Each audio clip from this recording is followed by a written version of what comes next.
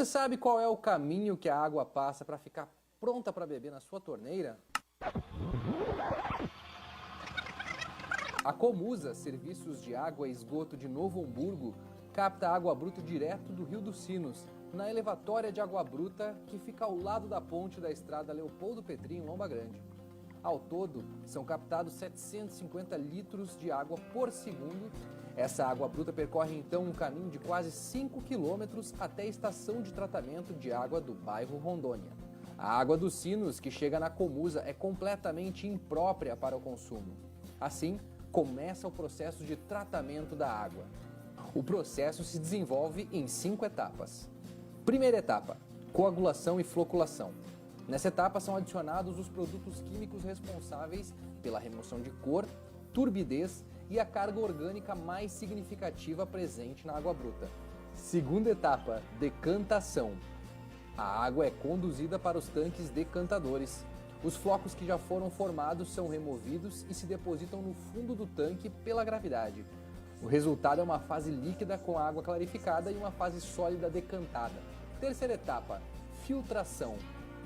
A água clarificada é conduzida para os filtros de areia com o objetivo de remover os flocos mais finos e leves que não foram retidos nos decantadores, sendo obrigada a atravessar um meio poroso composto por carvão e areia.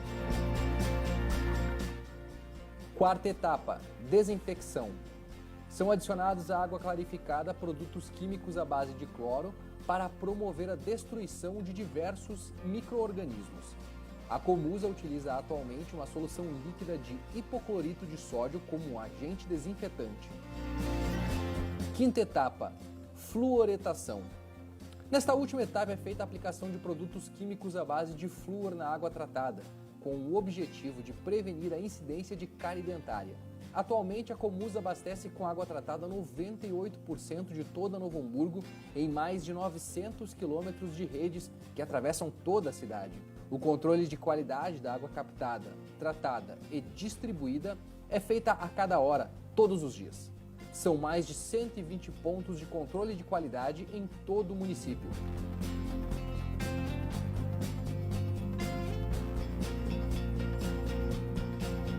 Comusa faz parte da sua vida.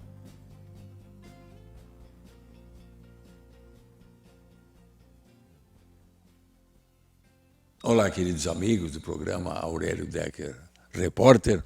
Estamos aí novamente numa quarta-feira, um pouquinho de chuva hoje, um pouquinho de frio, mas o programa eu acho que vai ser bastante interessante, porque o tema é dos mais importantes na minha visão. E creio que também na visão do nosso convidado especial, eu tenho a honra de receber o Marcelo Conceição, engenheiro civil. Há 28 anos o homem lida com terra, anda para lá e para cá, conhece a cidade na palma da mão, acompanha o surgimento e o desenvolvimento de ocupações de terras legais ou não. E nós vamos focalizar sobre essa invasão que está ocorrendo na frente da Fevale, na margem da RS 239. Nós fizemos já vários alertas, porque ali é uma tragédia anunciada. Está se formando, provavelmente, não é certo ainda, provavelmente a maior favela de Novo Hamburgo. E de uma forma geográfica, que é o que o acidente, mas tem um declive forte, vai estar cheio de casas, não gosto da palavra sua habitação, mas acaba sendo, muitas casas improvisadas, corte de árvores, ausência de raízes, começa a aumentar o peso, até por causa da população que vai crescer, e a probabilidade que isso vá desabar depois em cima das casas, mais de baixo, é bastante provável que aconteça. Então, isso está acontecendo na frente dos nossos narizes. A cidade está fazendo pouco com isso. Eu assisti a uma reunião na Câmara de Vereadores e o enfoque lá era, de um modo geral, favorável. Tem que invadir e a prefeitura tem que fazer estrada, a prefeitura tem que fazer infraestrutura, a prefeitura tem que. Será? Mesmo? E por que não se fala no risco? Aí, o Aurélio mora no edifício, no centro, ele não se preocupa. Qual é? É evidente que eu gostaria que todo mundo tivesse a chance de ter um lote, de ter uma casa para viver. Claro que sim. Agora, reunir pessoas e incentivar a reunião de pessoas de maneira responsável, nós já tivemos o episódio da Nidilândia, a nossa favela na margem da RS 239. As crianças saíam da porta da casa e pisavam no asfalto. Então, Calé, por quê? Então, eu não consigo entender isso.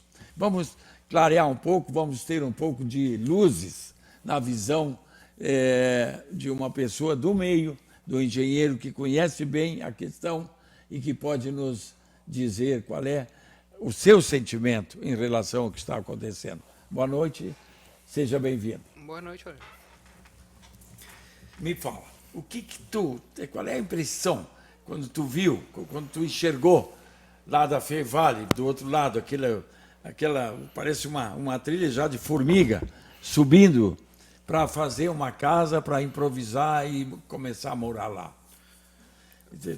Tu sentiu que estava surgindo ali uma área de alto risco, considerando daqui a 10 anos, 15, 20 anos? Isso eu conheço bem aquela situação em função de um diagnóstico que eu elaborei para a administração em 2012. 2012, e onde já foram computados naquela época mais de 500 domicílios naquele local, onde a maior parte dele é de risco. A topografia não permite, por lei, que a ocupação ocorra naquele local. E qual é a proporção de ilegalidade total, por exemplo, invasão absoluta ou é mesclado com áreas que foram adquiridas? Ou fracionadas e que tem alguma legalidade? Nesse diagnóstico que nós elaboramos, não havia essa distinção. Era tão somente ocupação irregular. Irregular, sim. Exato. E é o que continua, todos os dias. Que continua e que cresceu exponencialmente nos últimos anos. Qual é a tua visão, a probabilidade? Olha, se for feito um novo recadastramento, tal qual aquele feito há 10 anos atrás, eu arrisco em dizer que isso mais do que duplicou. Nós teremos mais de 1.000 domicílios em área de risco lá hoje. Mais de 1.000? Mais de 1.000. E com uma área que pode proporcionar, em tese, e pensando negativamente na possibilidade de que continue essa invasão sem ser combatida e contida, qual é o que nós poderíamos ter? Corrigindo a minha informação, essas mais de 1.000 estão nessa área de risco, mas a ocupação já pode ser bem maior e isso pode significar a maior ocupação do município, maior até mesmo que da APA Sul, que é onde se encontra as proximidades ali da Vila Palmeira. Então, nós já temos lá a maior ocupação.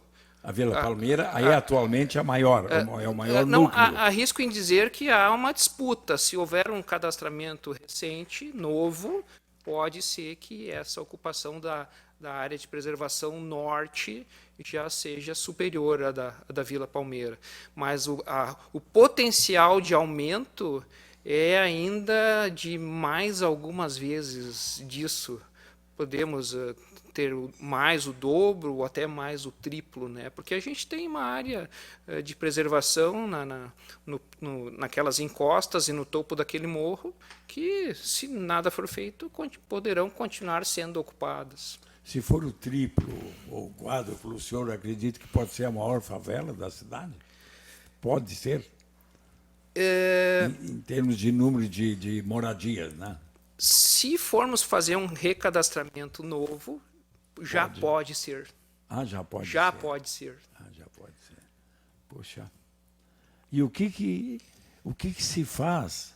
Qual é a probabilidade, ou não é a probabilidade, qual é o instrumento, qual é a ferramenta legal que se tem, se ela existe, o que pode ser feito para estancar essa invasão indiscriminada?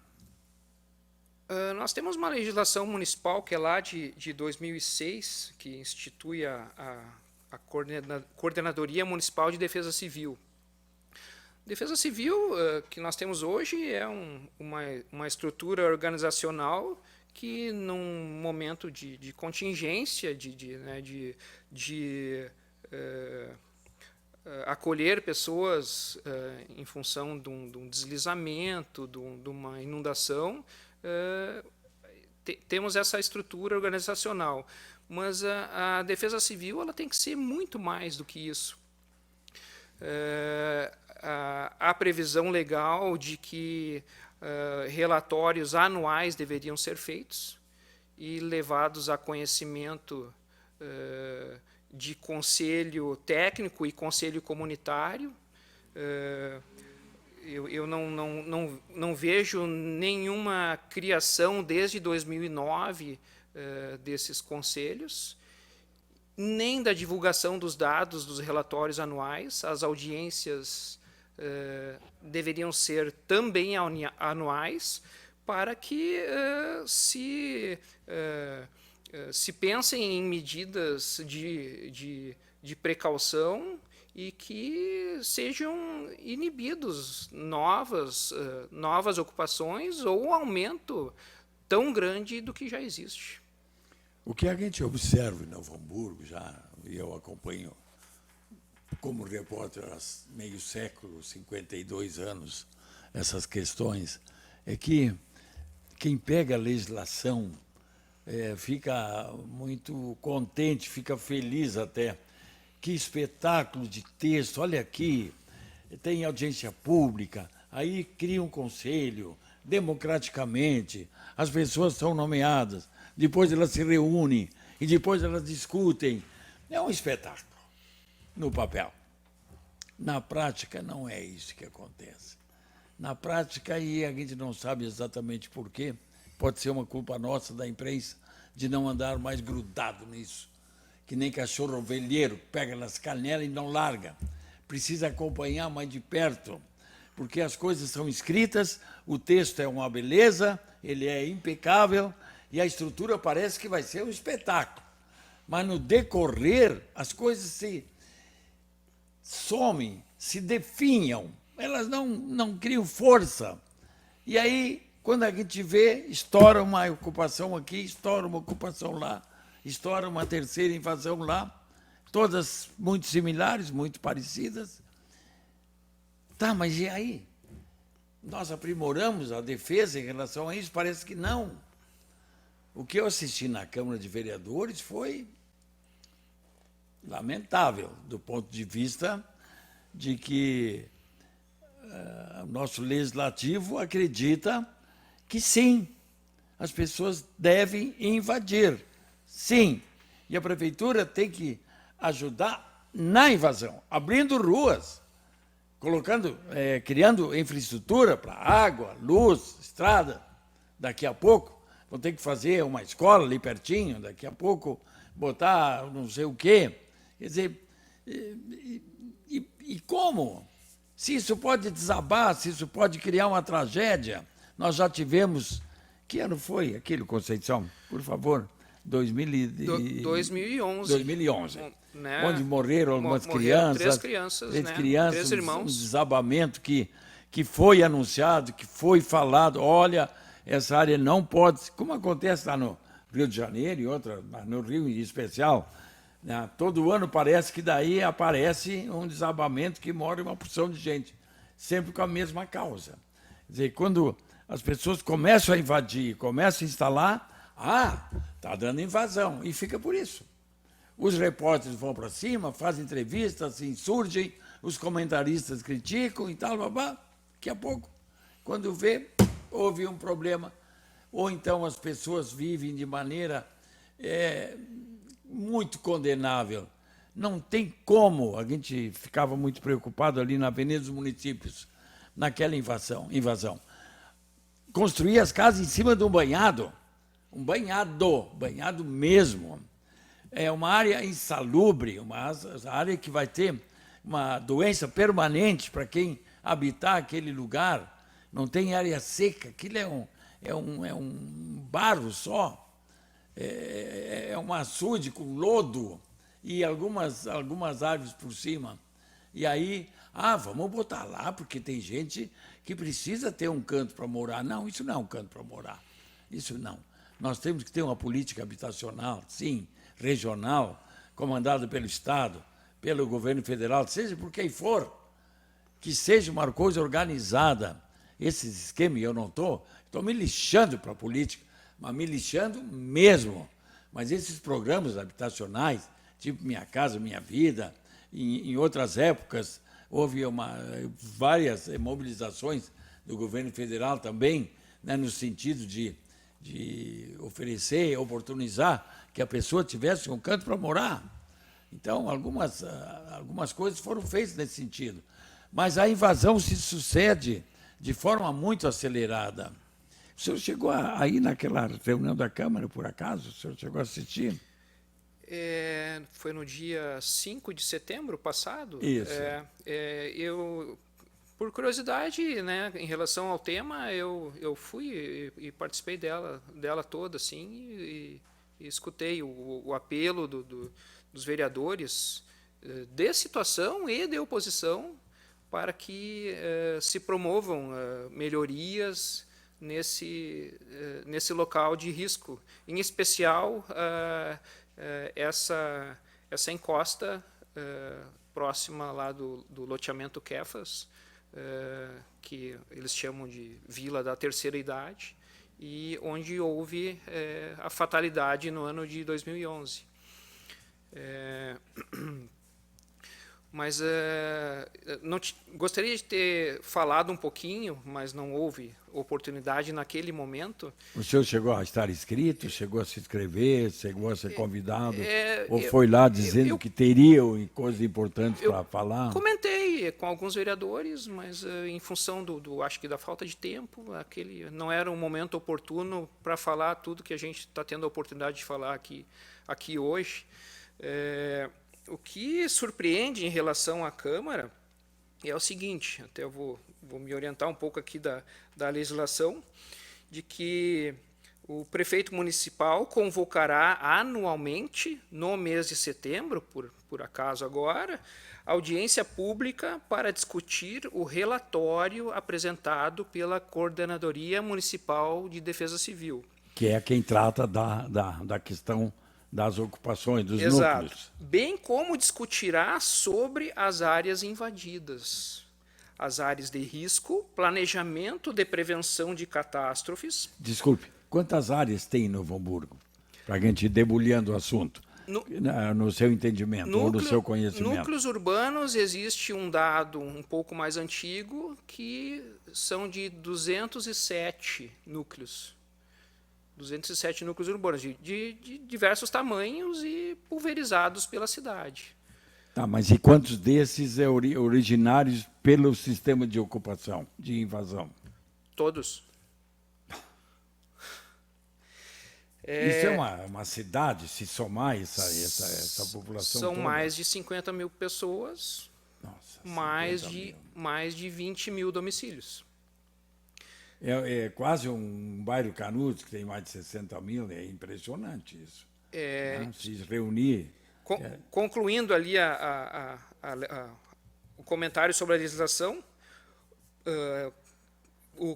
cabe, a partir desse relatório da Coordenadoria da Defesa Civil, o planejamento de prevenção de catástrofes, planejamento de ações educativas para a população, além de repasses públicos e privados para a coordenadoria. Quando o prefeito municipal não efetuar a convocação, esta será feita pelo presidente da Câmara, por interesse da vereança. Não vejo atuação nesse sentido. Não aconteceu nem nenhuma discussão. Nem do gabinete. Nem convocado pelo Executivo, nem pela Câmara. Nem pela Câmara. A Câmara, a interferência que teve foi para pedir que a Prefeitura apoie e facilite a invasão. Né? Parece que foi claro. Que isso, consolide ainda mais a situação de risco.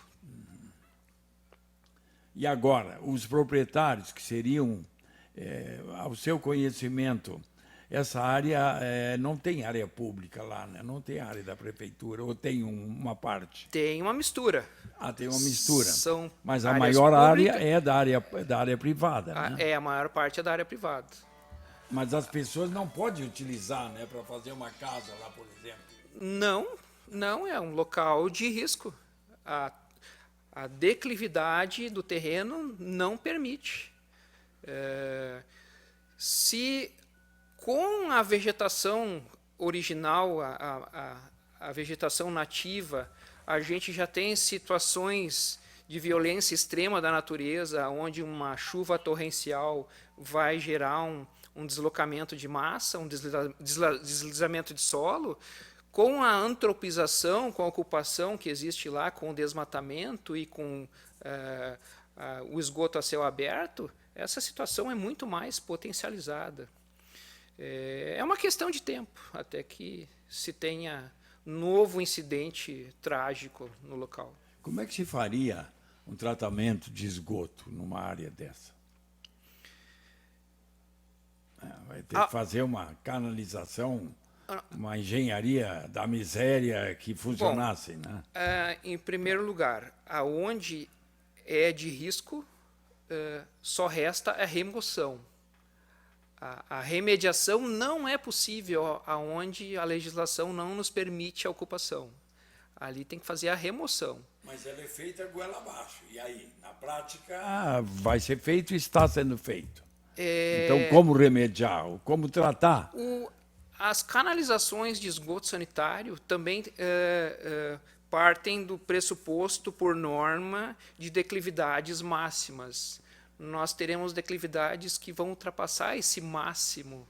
E eu não terei eficiência de drenagem e nem de esgotamento sanitário com declividades tão altas. Quer dizer, não vai ter? Não vai ter. Então, eles vão viver esse suplício, uma população grande, homens, mulheres, crianças, adultos, idosos, improvisadamente pendurados num lugar de alto declive. Sob risco constante. Qual é uma outra área que é parecida com essa em termos de perigo? Numa conceituação que eu lhe peço que o senhor faça um raciocínio, por exemplo, de 1 a 10, qual é o risco dessa área que nós estamos falando? Essa área próxima ao Kefas, ela está cadastrada pelo Serviço Geológico do Brasil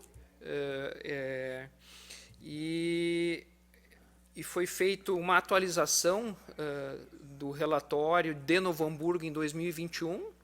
Ela está classificada como de altíssimo risco nesse documento oficial. Risco de soterramento, desabamento... de deslocamento de massa. Deslocamento de massa. Isso, exatamente. Quer dizer, as casas, as madeiras, o resto de árvores e tudo vai descer. Vem tudo. Vem tudo por cima. Exato. Tá, mas qual é uma área semelhante a essa, uma outra na cidade, que tem esse declive tão acentuado, que o senhor conheça? Olha... de fato, aquela ocupação lá salta aos olhos. Então, pontualmente, assim, eu tô... Ela, por si só, ela já se mostra com uma grandeza não invejável. Exatamente. Não me recordo assim, de algum outro local, né, tão crítico como aquele em Novo Hamburgo.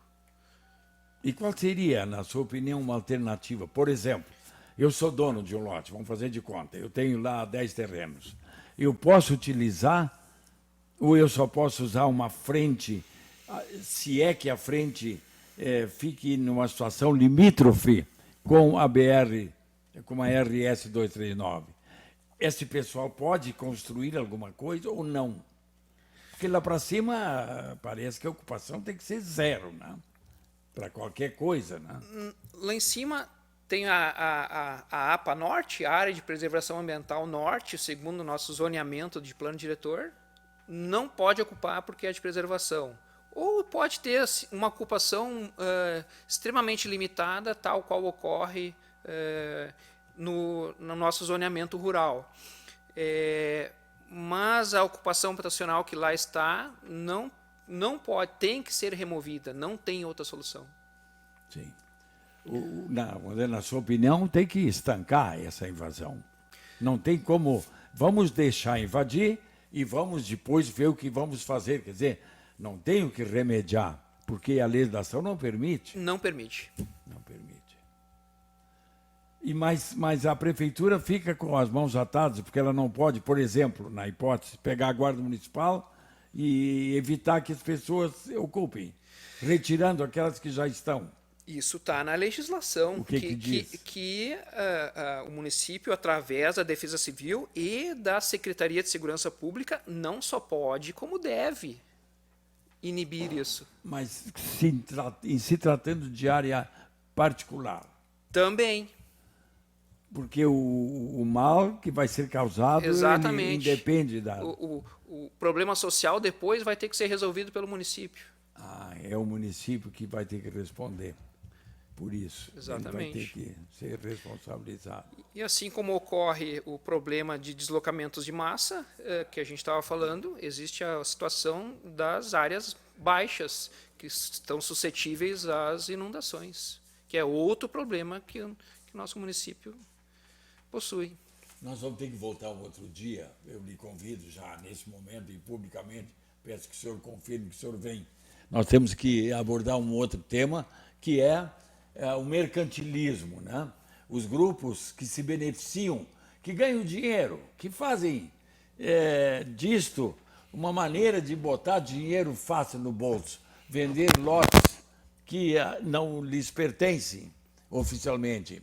Quer dizer, ocupam uma área e depois comercializam essa área e vão embora. E aí vão invadir um outro lugar onde ocupam um espaço, vende para terceiros se quiser e tal. Isso existe, seu Conceição? Existe. Existe. Então, o senhor pode vir numa outra vez? Posso. Então tá. Fico à disposição. Então, lhe agradeço muito essa iniciação. O tema é grave. Novo Hamburgo está prestes a ter uma maior favela de sua história e nós vamos voltar. Nós vamos xaropear o assunto para que ele não corra do jeito que está correndo, indevidamente. Obrigado pela sua presença. Boa noite. Eu amo vocês, de verdade. Isso é de coração. Tchau.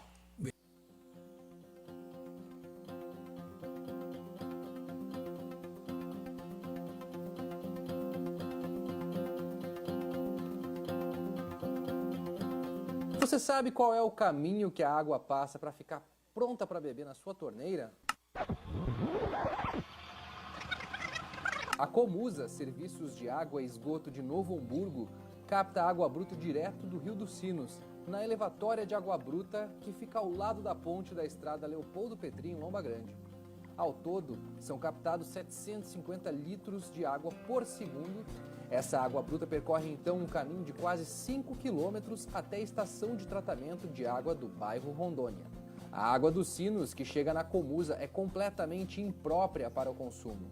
Assim, começa o processo de tratamento da água. O processo se desenvolve em 5 etapas. Primeira etapa, coagulação e floculação. Nessa etapa são adicionados os produtos químicos responsáveis pela remoção de cor, turbidez e a carga orgânica mais significativa presente na água bruta. Segunda etapa, decantação. A água é conduzida para os tanques decantadores.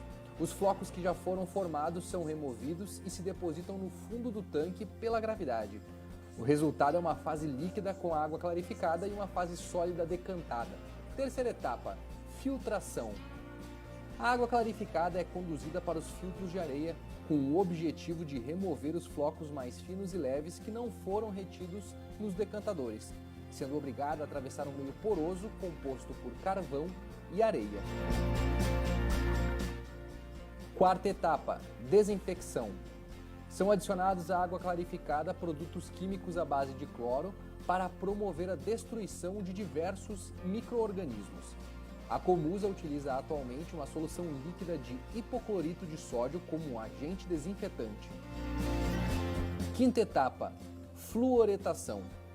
Nesta última etapa é feita a aplicação de produtos químicos à base de flúor na água tratada, com o objetivo de prevenir a incidência de cárie dentária. Atualmente, a Comusa abastece com água tratada 98% de toda Novo Hamburgo em mais de 900 quilômetros de redes que atravessam toda a cidade. O controle de qualidade da água captada, tratada e distribuída é feita a cada hora, todos os dias. São mais de 120 pontos de controle de qualidade em todo o município.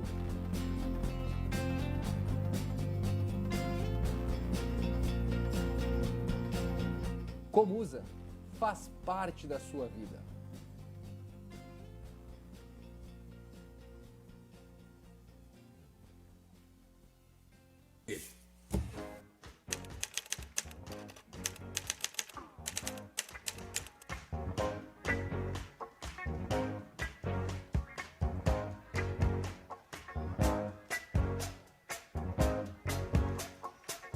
They say the neon lights are bright on Broadway.